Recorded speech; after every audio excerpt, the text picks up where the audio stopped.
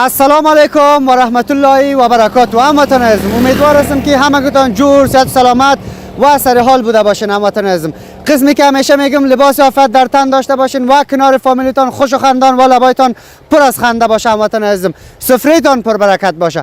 در هر گوشه دنیا که هستین خوش و خندان باشین. هموطن عزیزم، امروز ما شما را در بزرگترین فارم ماهی که در سمت شمال افغانستان است آوردیم شما را. هموطن عزیزم، میریم و با مسئول اینجا کسی که هست معرفی میشیم. هموطن عزیزم، قبل از اینکه برنامه را بگیریم همراهشان معرفی شدیم، همراهشان صحبت کردیم، گفتن که در اینجا 30 جریب زمین این فارم ماهی است که نمیفهمم در اینجا است. قسمی که ما میبینیم خود اینجا 30 جریب زمین نیست و دیگه فکر کنم گفتن در دیگه جایا هستن. میریم همراهشان معلومات میگیریم که این چه رقم یک فارم ماهی است که در سمت شمال اولین و بزرگترین فارم ماهی در اینجا ساخته شده. موقعیت شیرخان بندر، ولایت کندوز، ولسوالی امام صاحب، شهرک شیرخان بندر که هم مرز کشور همسایه ما تاجیکستان می باشه. هموطن عزیزم، این در گولایی شیرخان بندر که میگه این طرف است. هموطن عزیزم، شما میتونید صفی‌الله خان کامera را بگیرین، از این طرف که میگه این مستقیمی را میره طرف مرز تاجیکستان و از این طرف هم که میاین از طرف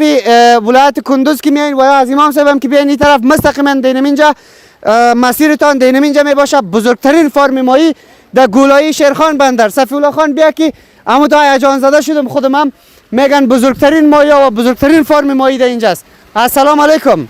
اینم اینجا مسئول کی شما هستین؟ السلام علیکم. السلام علیکم. چطور هستین؟ خوب هستین؟ بخیر جان شما جور، صحت شما خوب است؟ بخیر هستین؟ سلامت باشین، خوش باشین، زنده باشین. سلام با شما، خوش آمدین.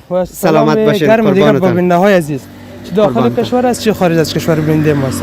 بخیر هستین دیگه ان شاء الله. زنده و سلامت باشین. یک جان سپاس، تشکر از اینکه ما را فرصت دادین در اینجا برنامه داشته باشین. جای خودتان است، خوشحال شدم که آمدین. بفرمایید. زنده و سلامت باشین. میشه کوتاه‌تر خودتان به هموطن عزیزم معرفی بکنین؟ جاوید محمدی هستم، مسئول فارم ماهی شیرخان بندر، نوی شیرخان بندر. البته نوی شیرخان بندر جان. چون که سابقه کاری ما لب دریا بود، 12 سال اونجا بودیم. جدیدا اینجا آمدیم، این نام فارم ماهی رو به نام نوی شیرخان بندر مسما ساختیم.